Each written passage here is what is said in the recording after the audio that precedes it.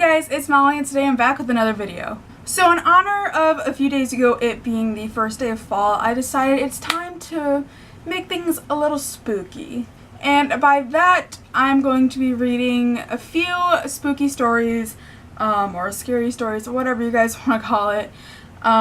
Because I like that kind of stuff. I like scary stuff. I love paranormal things. But let's be real, if anything paranormal happened to me, my ass would be gone. So if this is something that you guys enjoy, I'll probably end up doing a few more in the month of October since, hello, it's Halloween and that's the #1 time to be getting scary. So I have a few from this website called Jezebel.com. I read a few of these last night and there's a few that really got me a little spooked or kind of like questioning things. I'm not sponsored by this website or anything, but I just really love the stories, so let's just get into it. So the first one is called This Is Maria by Library Ann Again. I believe that's what it is. This one isn't really scary. I mean, you can interpret it any way, but once I'm done reading it, I'll tell you guys the way that I took it, so let's just get started. My husband and I live in a small, unincorporated town on the outskirts of a bigger city. Although we are almost 50 years old, we are 30 to 40 years younger than any of our near neighbors. Most of them have grandchildren who visit regularly and drive them wherever they need to go. Not so for the man I usually just called Professor. His wife Elena died 12 years ago. I only knew her briefly, but she and the professor were one of those life goals kind of couples. I love spending time with them.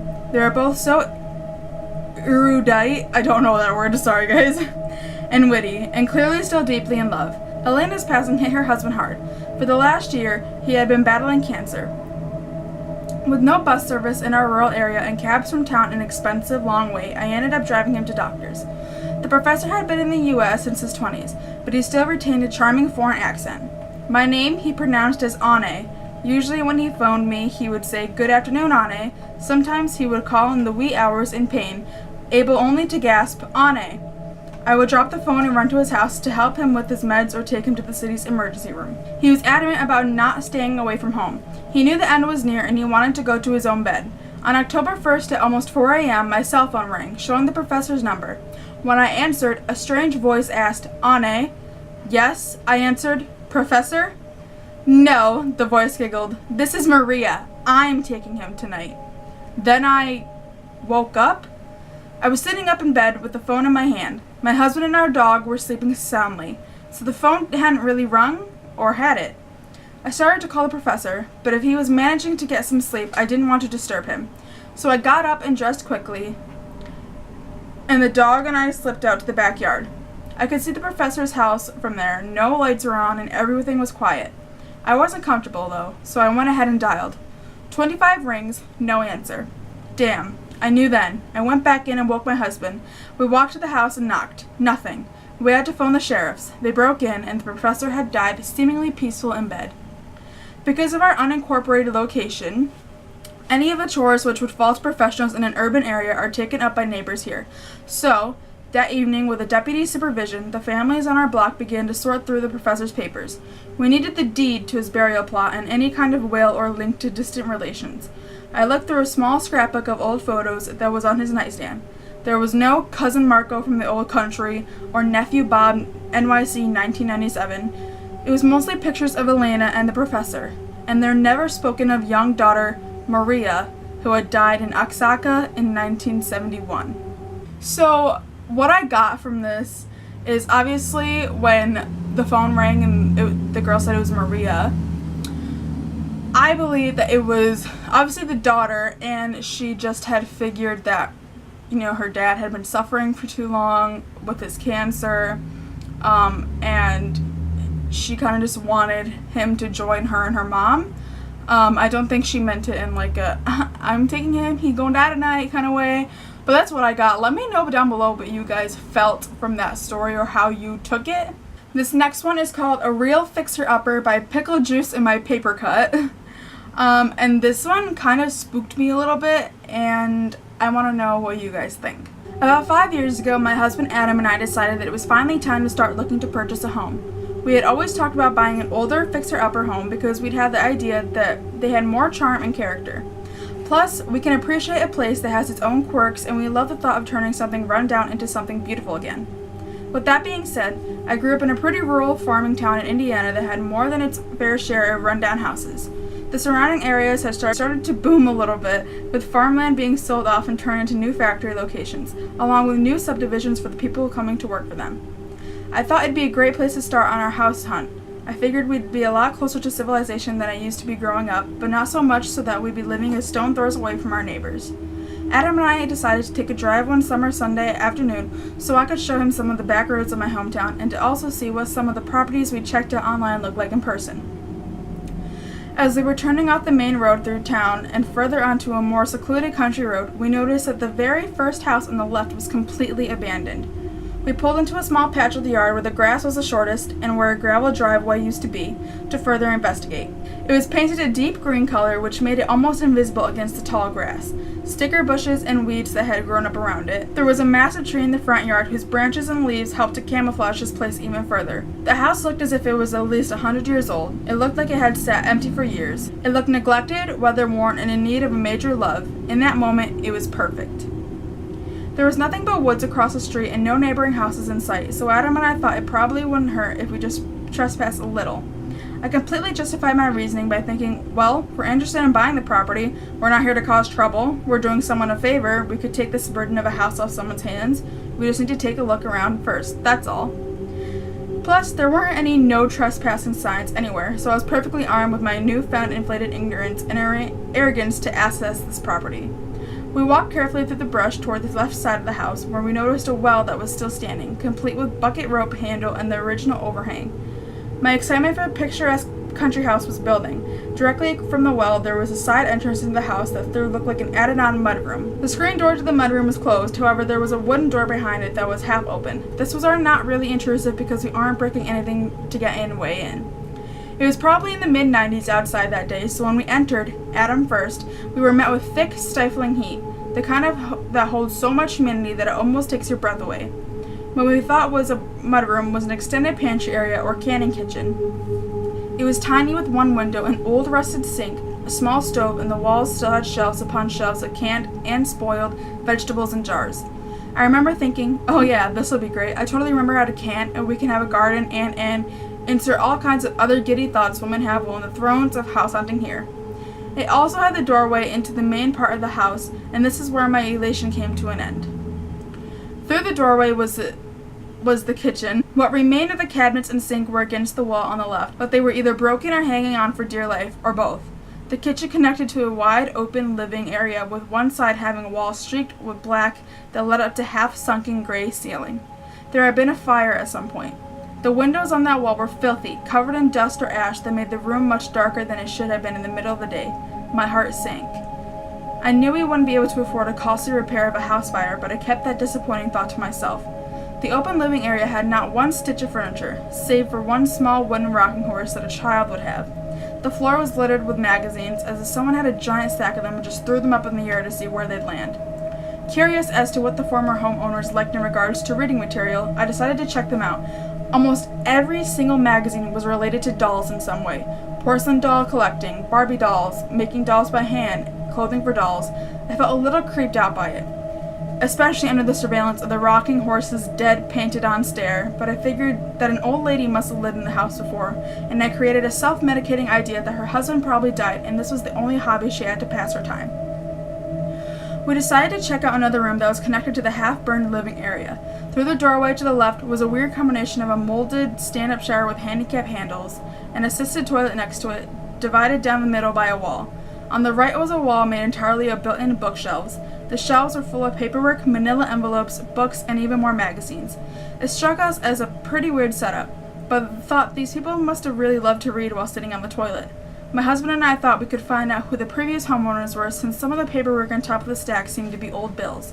If we wanted to look up property records, at least now we would have a name to go on.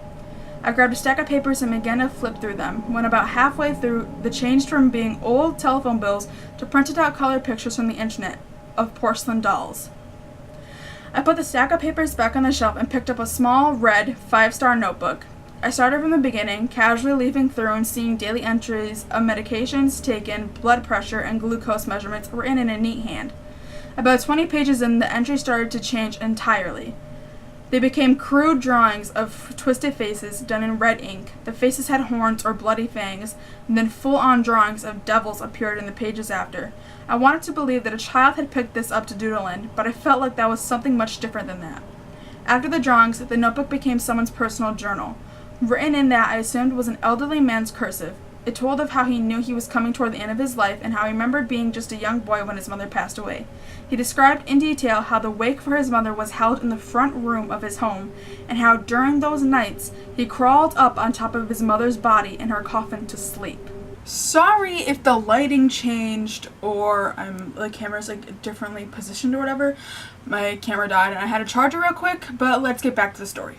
I couldn't believe what I was reading. Even though I had been sweating from the thickness in the air, a sudden rush of goosebumps came over me. I immediately showed it to Adam, flipping to the pages of devils and snarled faces, and then read aloud the stranger's memories of his mother, just to see if it was the same the second time around. After I finished, he said, "Well, this has just got a whole lot weirder," nodding to what he held in his hands. While I was reading the notebook, he had continued rifling through the mountains of papers. One stack not only had more printed pictures of dolls, but now they contained pictures of real women, in torture bondage, ball gags, or electrical tape placed over their mouths, jumper cables twisting their nipples, being hog-tied with rope. Sometimes there was more than one woman in the picture. I felt as if a brick had been tossed into my stomach. For sure, those images wouldn't be disturbing, but in the same context to our visit, my panic was starting to grow. I was torn between wanting to find out more and getting the fuck out.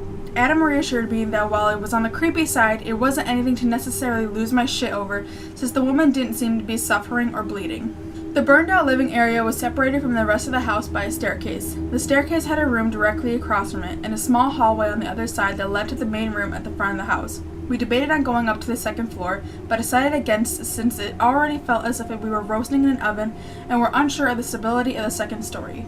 Going into the room across the staircase, we noticed a few more doll magazines on the floor, but not near the number as the other rooms held. There were scattered plastic doll pieces here and there, random arms and heads. To the left was the original fireplace with a couple tiny vases on the mantel. Smack dab in the middle was a framed picture of an elderly couple, smiling and happy. These certainly weren't the type of people that would have pictures of women bound and gagged hidden away in their bedroom. These people could have been my grandparents, I thought to myself. To the right was a big bay window, and smack dab in the middle was a yellowed piece of paper with faded black printed handwriting on it. It was for anyone on the outside of the house to see before it became overgrown. Reading it backwards from the inside, it said, "If you're here to talk about Jesus, go away." "That's kind of hilarious," Adam said after reading it for himself. "Yeah, it kind of is," I half chuckled. But something in my brain was now starting to nag me even more. Something wasn't computing correctly for me. Thinking back, my mind was putting together that an elderly couple in this town would more than likely be pretty religious, and by the super small chance that they weren't, it would have been gossiped about had someone seen that in the window. It was as if the house had held two very different personalities within. I told my husband that I just wanted to go into the one last room down the little hallway, and then I would be very ready to leave. Going down the hallway, it became darker and cooler. It was a relief from the oppressive heat that we had been dealing with since first stepping inside. The shade from the giant tree in the front yard had blacked out a little of the sunlight, making it about 20 degrees cooler, but we soon realized this wasn't the only reason this part of the house's temperature was much more tolerable. Rounding the corner into the last room, it took a few seconds for our eyes to adjust to the difference in light, but the change of the air was noticeably immediately. It was as if we had stepped into a cave. The smell was dank and left a dampness on our skin. Once things came into clear focus, that's when we saw it. The main reason our senses had shifted so quickly, the large hole in the floor. At first we thought that perhaps the wooden floor was so weak that it had simply caved in on its own, or that the roof had leaked and caused the exact area of the floor to rot away, but upon getting closer it became obvious this wasn't the case. The hole was about 5 feet across and went straight down into the earth, with about 2 feet of space between the remaining floor and dirt. This hole was there because it was made to be there. My husband and I looked at each other. My heart was racing so fast that I thought it would burst through my chest. I said aloud to him while pointing, "What the fuck is this? Why is this here?" I panicked. My breathing became more rapid and shallow. Nothing was making sense, and yet the thoughts that had been running in the background of my brain were all coming together, like a jigsaw puzzle. Then we saw them. The worn and faded social security cards, a few old and molded over driver licenses, and thrown around haphazardly, checkbooks, credit cards, as if someone had emptied their purse or wallet in this room and then just disappeared into the hole. I was overcome with terror and dread. I had to get out of this house. My skin felt like static, as if my whole body had been taken over by the sensation of when your foot falls asleep. I had tears forming in my eyes, and my mind just told me to run. Without having to speak, Adam quickly took me by the arm and led us back down the hallway, through the burned-out living room and kitchen, out the side canning room, and back out into the light of day. We ran back down the mangled and tangled driveway to the car. Remembering back, I got the eerie feeling that we weren't the only two people in the house that day, alive or dead. A side note, the house still stands. We never called the police to report of breaking into the house and finding a giant hole in the floor. However, we drove past it about a year later, and the large tree in the front yard had all its branches removed, all the windows had been boarded shut, and after doing some research, found out the land it sits on is for sale. The house itself has been condemned. So, I have a ton of questions.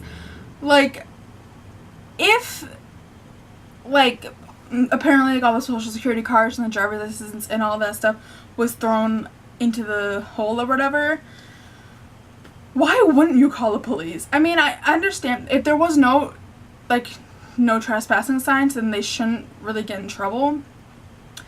But I think I would call the police, because what if these people are missing? Like, what if people took this elderly couple and, you know, dug the hole and put them in there? Or, you know, like, what if they went crazy and did all that shit themselves and they're down there, like I don't know. I feel like I would do something, but at the same time I feel like I wouldn't, because I wouldn't want some shit coming with me, you know? So those are the two stories that I decided to read for you guys. I have more, so if this is something you guys enjoy, let me know, and I would definitely do a few more of these videos.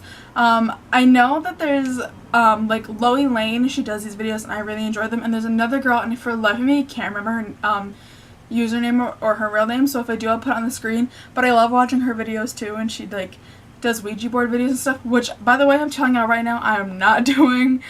Definitely too scared to do that shit, so I won't be doing nothing with Ouija boards. But if you guys enjoyed me doing this kind of spooky storytelling, let me know, and I might make it like a series on my channel if it's something that you guys really enjoy. Let me know which stories scared you the most or kind of made you question things, the first one or the second one. If you guys enjoyed this video, please give it a humongous thumbs up. All my social media links down below. My Instagram, Snapchat, and Twitter will all be down there if you guys want to follow me at anything. Make sure to subscribe if you guys enjoyed, and hit the bell next to the subscribe button to be notified anytime that I upload and I do a live stream. If you have any questions, comments, or concerns, leave them all down below and I will get to them as soon as I can. Once again, I hope you guys enjoyed, and I'll see you next time. Bye, guys! I've been shaking, I love it when you go crazy. You take all my inhibitions, baby, there's nothing holding me back. You take me places that tear up my reputation, manipulate my decisions, baby, there's nothing holding me back.